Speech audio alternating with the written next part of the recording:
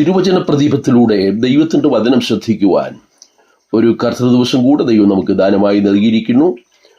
ദൈവത്തെ ആരാധിക്കുന്നതിനും ഒരുമിച്ച് ദൈവത്തിന് മഹത്വം കരയറ്റുന്നതിനും ദൈവം നൽകിയ ഈ നല്ല ദിവസത്തിനായിട്ട് ദൈവത്തിന് സ്തോത്രം ചെയ്യാം.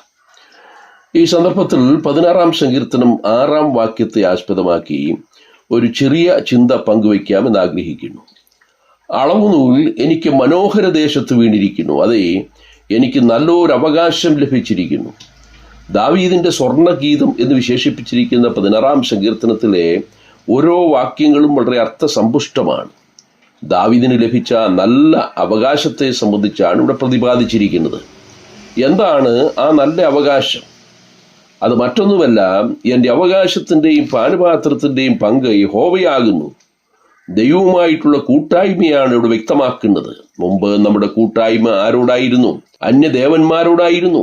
അവരുമായുള്ള സഹിത്വം ഒത്തിരി വേദനകൾ മാത്രമേ സമ്മാനിച്ചിട്ടുള്ളൂ. അതുകൊണ്ടൊരു കഠിന ശപഥം തന്നെ ദാവീദ് ചെയ്യുകയാണ്. അവരുടെ രക്തപാനീയ ബലികളെ ഞാൻ അർപ്പിക്കുകയില്ല, അവരുടെ നാമങ്ങളെ എൻ്റെ നാവിന്മേൽ എടുക്കുകയുമില്ല. സാത്താന്യ സഹിത്വത്തിൽ കഴിയുന്നവർ ഇന്നും വളരെ ദുഃഖങ്ങൾ അനുഭവിച്ചുകൊണ്ടിരിക്കുകയാണ്. കരണ്ടി എത്ര നീളമുള്ളതാണെങ്കിലും പിശാചിനൊപ്പം ഭക്ഷണം കഴിക്കുന്നത് സുരക്ഷിതമല്ല എന്നൊരു പഴഞ്ചൊല്ല് കേട്ടിട്ടുണ്ട്. ആദ്യം ചില സന്തോഷങ്ങൾ നൽകുമെങ്കിലും പിന്നീട് വളരെ പ്രയാസത്തിലേക്ക് നമ്മെ നയിക്കും. ചെറിയ ഇരകൾ കൊടുത്ത് മത്സ്യത്തെ ചൂണ്ടലിൽ കൊളുത്തും പോലെ പിശാച് ഇന്ന് അനേകരെ തൻ്റെ വലയിലാക്കുകയാണ്. എന്നാൽ പിശാചിന്റെ വലയിൽ നിന്നും വിടുതൽ ലഭിച്ചവർക്ക് നല്ലൊരു മേശയുണ്ട്. അത് സന്തോഷത്തിൻ്റെയും കൂട്ടായ്മയുടെയും മേശയാണ്. അത് ദൈവത്തോടു കൂടെയുള്ള കൂട്ടായ്മയാണ്. നമ്മെ ഈ കൂട്ടായ്മയിലേക്ക് വിളിച്ചിരിക്കുകയാണ്. തൻ്റെ പുത്രനും നമ്മുടെ കർത്താവുമായ യേശുക്രിസ്തുവിൻ്റെ കൂട്ടായ്മയിലേക്ക് വിളിച്ചിരിക്കുന്ന ദൈവം വിശ്വസ്തൻ. ഒരുമിച്ച് പങ്കിട്ടനുഭവിക്കുന്നതിനാണ് കൂട്ടായ്മയെന്ന് പറയുന്നത്.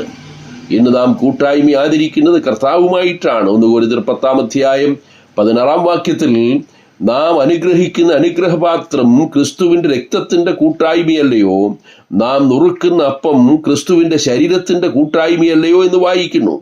എൻ്റെ അവകാശത്തിൻ്റെയും പാനപാത്രത്തിൻ്റെയും പങ്ക് യഹോവയാകുന്നു എന്ന് ദാവീദ് പറഞ്ഞതുപോലെ ഈ കർത്തൃ ദിവസത്തിൽ ദൈവത്തെ ആരാധിക്കുന്ന നമുക്കും ഒരു മേശയുണ്ട്. മേശമേൽ അപ്പവും പാനപാത്രവുമുണ്ട്.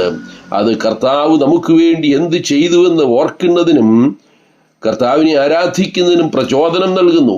നാം നുറുക്കുന്ന അപ്പം കർത്താവിൻ്റെ ശരീരത്തെയും നാം കുടിക്കുന്ന പാനപാത്രം കർത്താവ് നമുക്ക് വേണ്ടി ചൊരിഞ്ഞ രക്തത്തെയും കുറിക്കുന്നു. നമ്മുടെ കർത്താവായ യേശു ക്രിസ്തുവിൻ്റെ രക്തത്താലുള്ള ശുദ്ധീകരണവും പാപമോചനവും നമുക്ക് ലഭിച്ചതുകൊണ്ടാണ് നമുക്കിന്ന് ഈ മേശയിൽ പങ്കെടുക്കുവാൻ കഴിയുന്നത്. മുമ്പ് പിശാചിന്റെ മേശയിലായിരുന്നു നമ്മുടെ കൂട്ടായ്മ. ആ മേശ കയ്പും ഛർദിയും നിറഞ്ഞതായിരുന്നു. അത് അശുദ്ധമായ മേശയായിരുന്നു. എന്നാൽ പിശാചിന്റെ മേശയിൽ നിന്നും കർത്താവിന്റെ മേശയിലേക്ക് നമ്മെ കൊണ്ടുവന്നിരിക്കുന്നു. ശൗലിന്റെ കൊച്ചുമകനായിരുന്ന മെഫീബോശത്തിന് ദാവീദിന്റെ മേശയിൽ ഭക്ഷണം കഴിക്കുവാൻ യാതൊരു യോഗ്യതയുമില്ലായിരുന്നു. ശൗൽ രാജാവായിരുന്നപ്പോൾ ദാവീദിനെ നശിപ്പിക്കുവാൻ ശ്രമിച്ചതിനാൽ അവർ തമ്മിൽ ശത്രുക്കളായിരുന്നു. എന്നാൽ ദാവീദ് രാജാവായപ്പോൾ ആ ശത്രുത മറന്ന് ശൗലിന്റെ കുടുംബത്തോട് ദയ കാണിക്കുവാൻ ദാവീദ് തീരുമാനിച്ചു. അങ്ങനെയാണ് മെഫീബോശത്തിന് ദാവീദിന്റെ മേശയിൽ നിത്യം ഭക്ഷണം കഴിക്കുവാൻ അനുവാദം ലഭിച്ചത്. നാം പാപനിമിത്തം ദൈവത്തിന്റെ ശത്രുക്കളും ദൈവത്തിൽ അകന്നുപോയവരുമായിരുന്നു. എന്നാൽ നമ്മുടെ കർത്താവ് നമ്മോട് കരുണ കാണിച്ചു. നമ്മുടെ കഴിഞ്ഞകാല പാപങ്ങളെ ഓർക്കാതെ ദൂരസ്ഥരായിരുന്ന നമ്മെ സമീപസ്ഥരാക്കി തീർക്കുവാൻ ദൈവത്തിന് പ്രസാദം തോന്നി. ശത്രുക്കളായിരുന്ന നമ്മെ ദൈവത്തിന്റെ മിത്രങ്ങളാക്കി മാറ്റി. പിശാചിന്റെ സന്തതികളായിരുന്ന നമ്മെ ദൈവത്തിന്റെ മക്കളാക്കി തീർത്തു.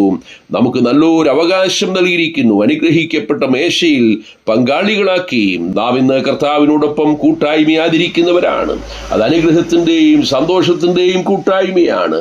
ദാവീദിനോട് ചേർന്ന് നമുക്കും ഇങ്ങനെ പറയാം, അതെ, അളവുനൂൽ എനിക്ക് മനോഹര ദേശത്ത് വീണിരിക്കുന്നു, എനിക്ക് നല്ലൊരു അവകാശം ലഭിച്ചിരിക്കുന്നു. നമ്മെ ഈ കൂട്ടായ്മയിലേക്ക് വിളിച്ച ദൈവം വിശ്വസ്തനാണ്.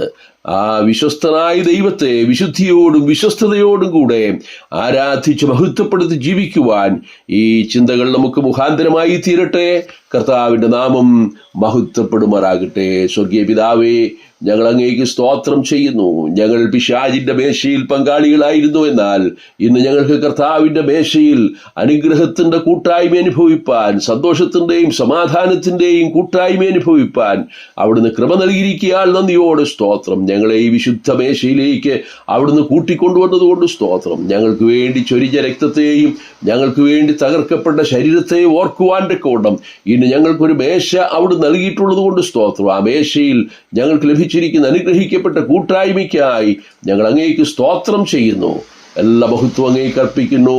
ക്രിസ്തുയേശുവിന്റെ ധന്യമായ നാമത്തിൽ തന്നെ. ആമേൻ.